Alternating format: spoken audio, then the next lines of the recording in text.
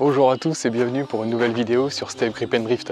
Aujourd'hui on s'occupe de l'AMR, on va dégripper les étriers arrière parce que je soupçonne une petite défaillance à ce niveau. Et avant tout ça, faut mettre la voiture dans l'atelier.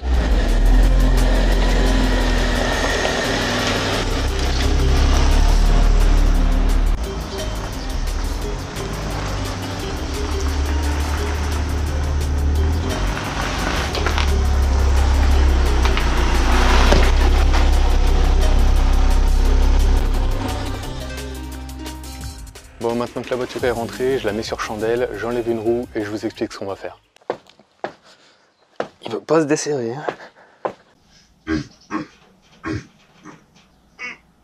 Bah tu t'y prends peut-être mal. Et si t'essayais de tourner dans l'autre sens? Non mais quand même, je sais, je peux pas me tromper là-dessus. Regarde.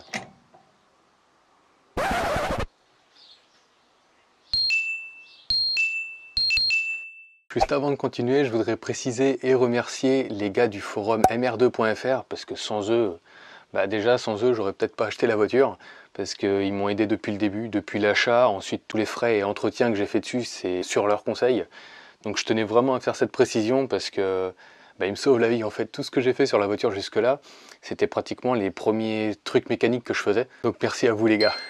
Bon, du coup, vous vous demandez peut-être pourquoi je veux faire un dégrippage des étriers arrière. Alors en fait, depuis quelques temps, j'ai l'impression que la voiture freine moins bien, mais ça a été confirmé par le contrôle technique parce qu'il marquait qu'il y avait 13% d'efficacité de freinage en moins par rapport au contrôle technique de quand je l'ai acheté. Au contrôle technique, le mec m'a dit que c'était pas trop mal comme freinage quand même, que la différence par contre était énorme. J'ai refait faire une purge par un garage pour être sûr. Le gars disait que c'était nickel. Sachant que le frein à main galère à serrer et que de toute façon ça fera pas de mal aux étriers d'être fait à neuf, je vais m'en occuper. C'est assez simple, il y a une vis derrière à ce niveau-là, une vis derrière à ce niveau-là. On va la dévisser pour libérer tout ça. Ici, on voit le système d'attache du câble de frein à main. Donc on démonte ça, on désolidarise ici, comme ça on peut enlever l'étrier et après on voit ce qu'il y a à faire dessus. J'ai déjà fait plusieurs réflexions d'étrier, mais c'était toujours l'avant, il n'y avait jamais de système de frein à main du coup. Donc ça, évidemment, j'ai été voir sur internet les tutos et tout, mais j'ai jamais réellement fait. Donc c'est cool, je vais découvrir avec vous. Bon il n'y a plus qu'à. Alors ce que je voudrais faire, c'est commencer par désolidariser le câble de frein à main et la durite de frein pour ensuite être tranquille pour le démontage de l'étrier. Ça évitera qu'il pendouille, c'est un peu chiant ça. Donc là, je vois qu'il y a donc une petite languette à enlever.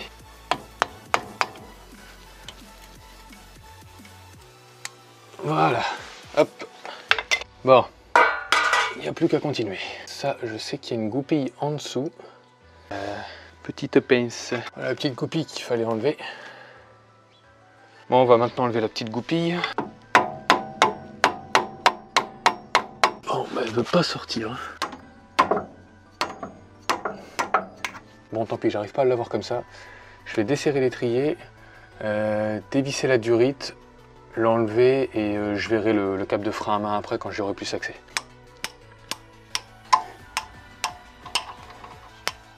Alors ça va, ils étaient pas vraiment bloqués.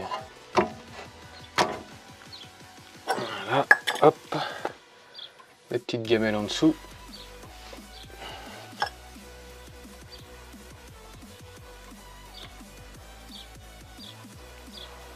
Maintenant que ça c'est décroché, on enlève l'étrier. Voilà, ça y est. Elle arrive. Et de deux. Et voilà sorti. Ok. Bon maintenant, on s'occupe de ça. Peut-être à la pince multiple. Je pense pas l'avoir comme ça. Ok, faut que j'y tape sur la tronche.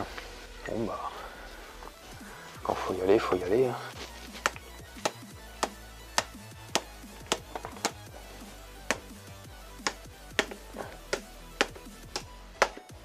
Et voilà. Tada. J'y suis arrivé. Hop là. Ça va tomber. Et hop, câble de frein à main enlevé. Et un étrier. Hein? Allez, on passe sur l'établi. Bon voilà, je voulais vérifier les plaquettes, parce que ici, on voit que l'usure est régulière. Par contre, de l'autre côté, elle n'y est pas du tout. Alors, c'est peut-être dû à un piston grippé qui appuie mal, je sais pas ça. Mais quand je vois ça, je me dis que c'est pas top et qu'il faudrait peut-être que je change les plaquettes dans peu de temps. Bon, je vais commencer avec ce que je connais. Je vais enlever la partie mobile de l'étrier. Donc je vois qu'il y a une vis ici. J'espère que ça va pas être trop dur. Ah si, c'est bon. Hop là.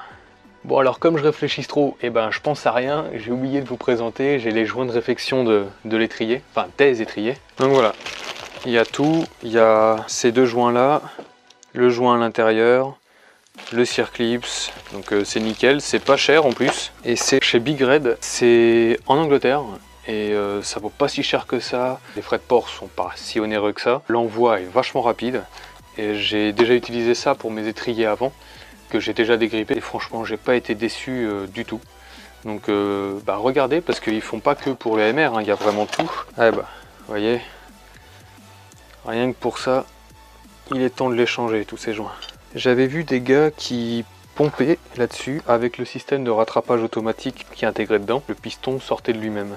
Mais là j'ai beau le faire, il sort pas plus que ça. Ah si, ça y est, ouais, faut juste être patient en fait. Bon, on va essayer de le dévisser. Avec la pincetto, ça fonctionne. Alors j'aime pas trop parce que ça va sûrement laisser des marques. C'est la partie supérieure. Donc c'est pas grave, c'est à l'intérieur qu'il faut absolument pas que ce soit rayé. Ça vient doucement mais sûrement. Ah. Je crois qu'on a atteint une étape. Notre relation va évoluer. Hop. Maintenant je devrais pouvoir l'enlever. Voilà. Donc on voit qu'il est pas très propre dedans quand même. Dedans c'est vraiment pas propre. Comme je disais tout à l'heure, et ça confirme, ça va vraiment pas lui faire de mal de faire une petite réflexion. Il me faut un outil. C'est un petit écrou spécial pour la vis hélicoïdale, parce que c'est un pas de vis spécifique. Donc en fait ça c'est une clé normale. Et dedans il y a un pas de vis hélicoïdal en fait. Donc ce pas de vis, il est fait pour la tige qui est ici. Il y a un circlips au fait en fond. Et l'écrou sert à bloquer tout le système pour éviter que tout se barre quand on enlève le circlips. Donc eh bien, c'est une vis. On le met dedans, voilà, jusqu'au bout. Alors par contre, pour enlever le circlips qui est au fond, ça va être sport. Et pour le remettre aussi d'ailleurs. Avec une pince comme ça, ça peut le faire. Si j'arrive à viser juste. Ce qui va pas être évident. Bon, ça va être beaucoup trop chiant. Je fais une coupure et je vous retrouve quand je l'ai enlevé. Bon, j'ai réussi à l'avoir. C'était pas très facile, mais je m'inquiète plus pour le remettre. Parce que là, tirer dessus, ça va, mais pousser quand on n'a pas de place, ça risque d'être un peu compliqué. Donc, de toute façon, on verra ça. Hein. Maintenant, c'est trop tard. Voilà. Donc, je vais nettoyer ce petit bout de bidule là. Le petit bout de bidule, c'est un terme très technique. Hein. Alors, en fait, ça, si j'ai bien vu au fond, ici, on voit, c'est une espèce de sphère. Et du coup, cette tige-là vient dedans. Et au fond de l'étrier, il y a le même genre. Ah, c'est tout le système qui vient. Ah, c'est cool ça. Voilà, c'est ce que je vous expliquais. Il y avait cette tige-là. Et en fait, au fond, ce qu'on voyait, c'était ça. Donc c'est clairement la même chose, mais on voit bien que là, la partie qui est à peu près pareille que ça, enfin dans le même principe, eh bien, en fait, elle est désaxée sur son cylindre. Ce qui permet au système, quand il tourne, eh bien, en fait, ça le baisse. Et après, quand on le fait bouger vers le haut, il monte. C'est tout. C'est vraiment tout bête. C'est cool. Il y a un roulement à aiguille là qui tourne. On le voit un petit peu.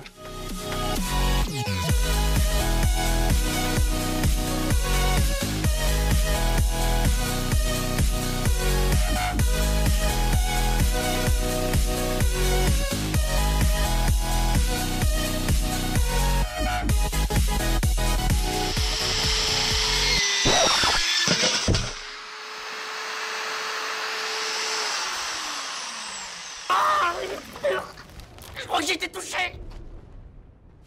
Ah non, c'est rien.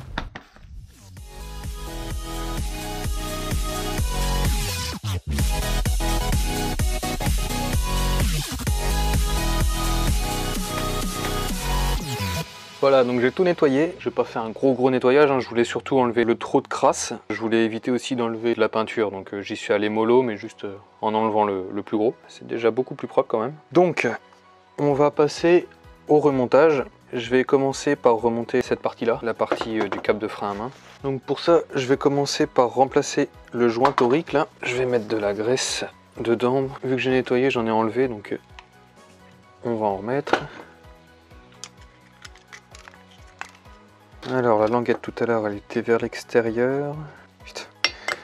On tape d'un côté, ça ressort de l'autre.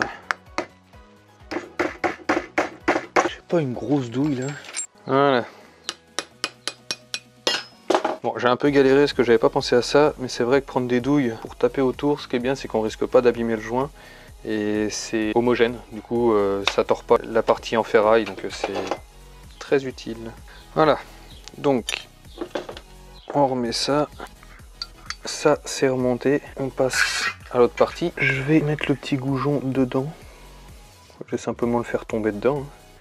Et qui va être debout. Ça devrait être bon. Ouais. Ça a l'air d'être bon. C'est vraiment dans le fond là. Donc le goujon, j'essaie, vu qu'il y a de la graisse, il reste droit. Donc je vais essayer de bien le centrer pour pouvoir mettre l'autre partie tranquillement. On va tenter de bien viser du premier coup. Ok, là je suis en face. Donc je vais maintenant mettre le joint. D'ailleurs c'est le joint que je vous ai pas montré tout à l'heure. Je l'ai enlevé hors caméra. C'est le joint qui est ici. C'est celui qui fait l'étanchéité avec le piston quand il bouge. Et cette gorge là, c'est pour le cache-poussière. Donc on va remettre celui-ci. Vu qu'on a de la graisse spéciale, on va l'utiliser. On va pas en mettre beaucoup, mais ça va permettre de le mettre plus facilement. J'en mets un petit peu autour. C'est pas compliqué à faire, hein. Il suffit de le pousser dedans. Voilà, il y est. Là, c'est vraiment tout simple. Donc maintenant, il reste le piston et non, pas du tout. J'allais oublier un truc super important. Pour mettre le clips, il faut que la petite cage là qui retient le ressort sur ce système là, il faut qu'elle soit au fond. Donc, eh bien, simplement, on va le mettre au fond. Sauf que là, si je suis au bout, clairement, je peux pas le rentrer. Il doit y avoir un truc. À mon avis, j'ai loupé quelque chose. On va ressortir ça. C'est comme s'il n'était pas adapté. Bon alors, j'ai un petit peu galéré parce qu'en fait, l'outil là, il est pas assez épais en fait. Donc j'ai pris 2 rondelles que j'ai repercées à 12 pour pouvoir mettre l'écrou dedans. Je vous montre ça au démontage bien sûr. Et comme ça m'a permis de plaquer la cage complètement au fond pour pouvoir mettre le circlips. J'espère que je vais pas trop galérer parce que pour l'enlever c'était déjà bien chiant, mais alors pour le mettre je sais pas trop. En espérant que je puisse le prendre correctement avec cette pince. On essaie. Voilà, déjà ça commence bien. Bon, ça va être vraiment inintéressant pour vous. Vous allez rien voir. Donc je remets le circlips et on se retrouve quand c'est terminé. Bon, du coup on se retrouve le lendemain de la veille par rapport à hier. Donc aujourd'hui, bon, et suivi quoi. Du coup, la dernière fois, après avoir filmé, j'ai réussi à mettre le circlips. Pas plus difficilement que ça finalement, mais j'ai pas eu le temps de filmer, il fallait que je parte au boulot. Donc aujourd'hui on reprend ça, on continue le remontage. Bon, du coup il est temps de démonter l'outil de blocage du système de frein à main. Et comme je vous disais, j'ai donc pris des rondelles que j'ai repercées à 12 pour pouvoir le mettre dedans, pour faire une surépaisseur en fait, pour bien caler la cage au fond de l'étrier pour pouvoir mettre le circlips, tout simplement. Et le circlips, je l'ai pas remis avec une pince, mais avec une pointe à tracer et le tournevis. On a le même genre de truc ici. En gros, c'est super simple pour ceux que ça intéresse. Je ne l'ai pas mis en essayant de le forcer directement en le fermant et en le mettant. En fait, je l'ai compressé à une extrémité et du coup, je l'ai mis progressivement dedans et il est rentré tout seul. Donc c'est vraiment pas compliqué au final. Et ça me fait bien plaisir parce que ça aurait pas été facile sinon. Ensuite, on passe au remontage du piston. Ce que j'ai besoin, le piston, le cache-poussière et son anneau de maintien qui se mettra dedans. Et ultra important, la graisse pour frein qui résiste à des hautes températures. Les étriers, ça chauffe. Et donc, faut pas mettre n'importe quelle graisse parce que sinon, les propriétés de graissage ne servent plus à rien. On badigeonne le piston et le cache-poussière de graisse. On peut aussi en mettre sur les côtés déjà pour le montage et puis ça fait une barrière naturelle pour éviter que les crasses arrivent. Donc voilà, j'en ai badigeonné partout, comme ça il va glisser correctement quand je vais le mettre. ça permet de pouvoir mettre la barre de maintien plus facilement après. Bon alors entre temps j'ai acheté un kit de repousse piston. Et ça va quand même vachement plus vite. Je vais utiliser la même technique que pour le circlips à l'intérieur. En fait, je l'écrase dedans. On va y aller au tournevis, mais sans faire l'abruti pour rien déchirer. Voilà, ça y va. Doucement mais sûrement. Et tant que ça y va, c'est le principal. Surtout pensez à ne jamais forcer comme des bourrins. Des trucs comme ça, vous perdez à coup sûr. Il suffit que ça arrive une seule fois, cache poussière mort, il n'y a plus qu'à racheter un kit. On va s'occuper de remettre la partie fixe. Bon, j'ai réussi à remettre le ressort. Bah du coup j'ai tout démonté pour remettre. Parce qu'en fait la petite tige qu'il y a dedans, elle se déboîte. Enfin j'ai pas bien compris, je voulais rien abîmer donc j'ai préféré tout démonter. Bah finalement en fait quand on connaît c'est super rapide à faire. Sauf pour le circlips à l'intérieur là, où j'ai encore galéré. Mais bon ça va, ça fonctionne correctement. Vous voyez ça bouge tout seul ça. Hop, c'est en résistance donc c'est très bien. Donc maintenant, il n'y a plus que les vis de purge à remettre. Je vais les replacer maintenant pour éviter que de la poussière vienne dedans. La vis pour la durite, que je vais simplement visser pour la mettre à son emplacement. Et la petite vis de purge, quand je l'avais démontée, il y avait du joint en téflon par-dessus. Donc on va en remettre, on est racheté exprès. Bon, pour être tout à fait honnête, je sais pas vraiment si c'est du téflon, c'était pas marqué sur la boîte. Voilà. Je la resserre correctement. Mais de toute façon, c'est celle qu'on dévissera pour faire la purge. Bon, tant que l'étrier est encore fixe, on va en profiter pour refixer les plaquettes. Et de une... Tada. C'est pas compliqué. Allez, on le remonte. Bon, vu que le câble de frein à main va pas nous embêter ce coup-ci, vu qu'il est débloqué, je vais directement mettre l'étrier et refixer le tout derrière, comme je comptais faire, mais à l'envers, puisque c'était le démontage. On va mettre de la graisse sur les vis, comme ça les protège. Maintenant que l'étrier est fixé, je vais mettre le câble de frein à main, tout simplement parce que c'est celui qui est le plus bas, donc ça sera plus accessible avant de remettre la durite. Donc je vais commencer par mettre la tête, parce que comme ça, elle, quand elle sera bloquée, je pourrai mettre la grave de maintien tranquille après. Je sais pas si c'est pareil sur toutes les voitures, mais ce que j'ai vu, c'est que ce goujon, on le met la tête vers le haut, parce que en fait c'est juste de la logique. Si la goupille qui est en dessous tombe, eh bien vu que la tête est vers le haut, il a beaucoup moins de chances de tomber, voire ne tombera pas. Alors que s'il est vers le bas, la goupille se casse, le goujon tombe aussi, et là, c'est chiant. Bon voilà, j'ai tout raccordé. Donc l'étrier est fixé, le câble de frein à main, le goujon est mis ici, la plaque de maintien est mise ici. J'ai rattaché la vis de durite ici. Donc maintenant, il n'y a plus qu'à s'occuper de l'autre côté. Je vous fais tout ça en accéléré parce que vous l'avez déjà vu une fois, c'est bon quoi, je ne vais pas vous regaver avec ça. Si j'ai 2-3 infos à vous donner entre temps, je les mettrai, mais ouais, tout ça sera fait donc en accéléré. Je pense qu'à force vous avez compris que ce sera en accéléré. Bon allez, à tout à l'heure en accéléré.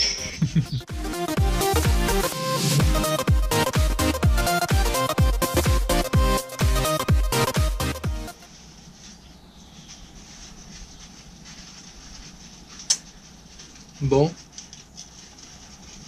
bah va falloir que je trouve le temps de racheter des plaquettes. Elle est défoncée celle-là. Elle est venue en 2 morceaux.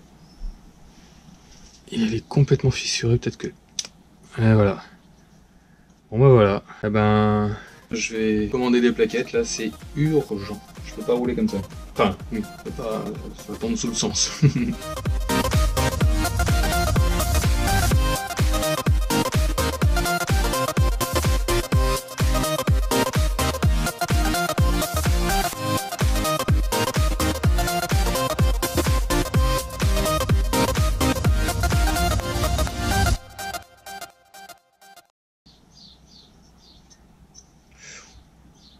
Oh putain!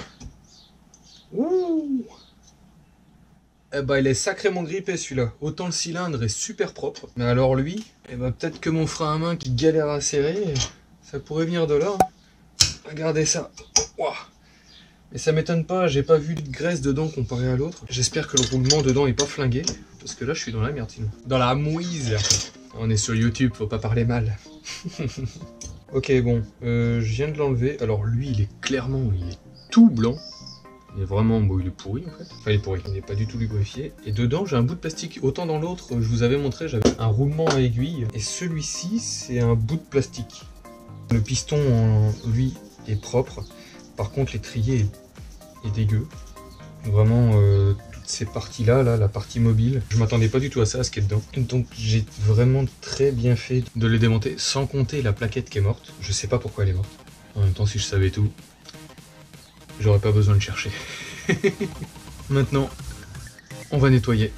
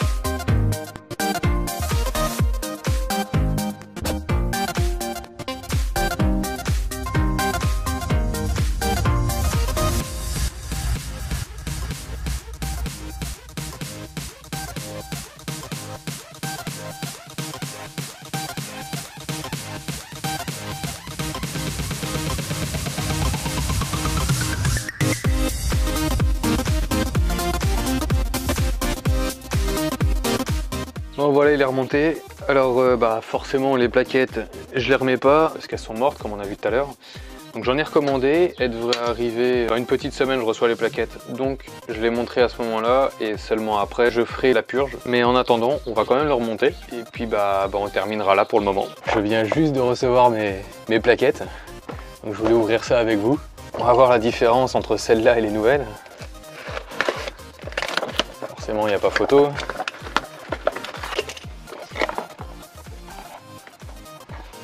En effet, si on regarde la différence d'épaisseur entre les deux, pas photo.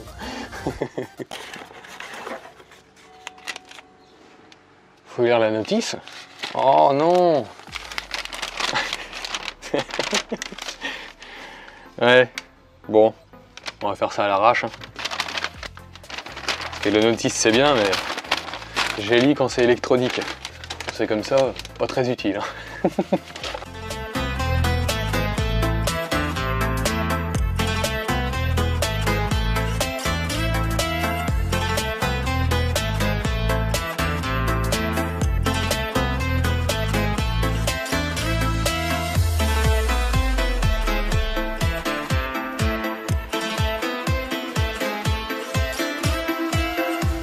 Allez, vieille carne.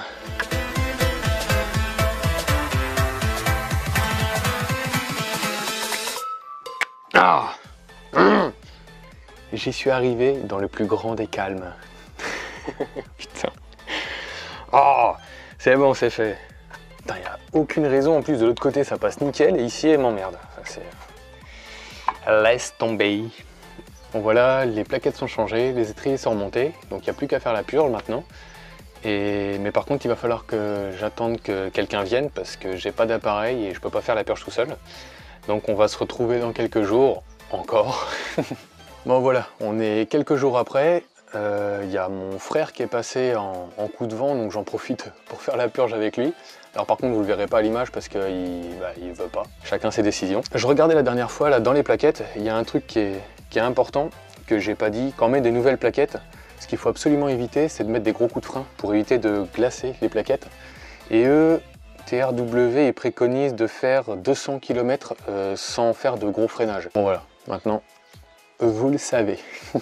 Donc en ce qui concerne la purge, en fait c'est tout con. La vis de purge, on met une clé dessus, on met quelqu'un au volant pour pomper sur la pédale. Il pompe pour faire venir le liquide dans l'étrier. À un moment, il reste appuyé pour laisser le liquide en pression. On ouvre la vis de purge pour faire sortir le liquide et surtout l'air. Et on referme et après le gars au volant peut repomper et le but c'est de virer tout l'air, donc au bout d'un moment quand on ouvre, quand il y a plus de bulles, quand on voit plus de bulles d'air passer, c'est que c'est bon. C'est pour ça qu'il faut un tuyau transparent pour voir ce qui passe et puis un récipient pour éviter que ça coule par terre, c'est quand même mieux. Bon allez, on s'y met. Donc voilà, après la théorie et la pratique, vas-y pompe. Vas-y, reste. Là, on dessert, j'espère que vous verrez bien, au pire je ferai un petit zoom. Là, vous voyez, on voit toutes les bulles d'air qui remontent. Donc je referme, vas-y repompe. Faut bien attendre que j'ai refermé la purge pour que le gars à la pédale repompe parce que sinon ça va respirer de l'air en fait. Reste. Pompe. Donc voilà, le principe c'est ça. Donc maintenant, je vais faire le reste en accéléré parce que ça va être chiant à regarder sinon. Allez. J'ai oublié de préciser un truc genre ultra important. Il faut toujours commencer la purge de l'étrier le plus loin du mètre-cylindre. Donc moi, c'est une conduite à droite, le mètre-cylindre est en face du conducteur, donc devant à droite. Donc il faut que je commence par la roue arrière gauche, ensuite arrière droite, ensuite avant gauche et ensuite avant droite. C'est pour que l'air s'échappe plus facilement. Je suis pas physicien donc je connais pas toute la mécanique des fluides, mais en gros c'est ça, faut faire du plus loin au plus près. Allez, c'est reparti.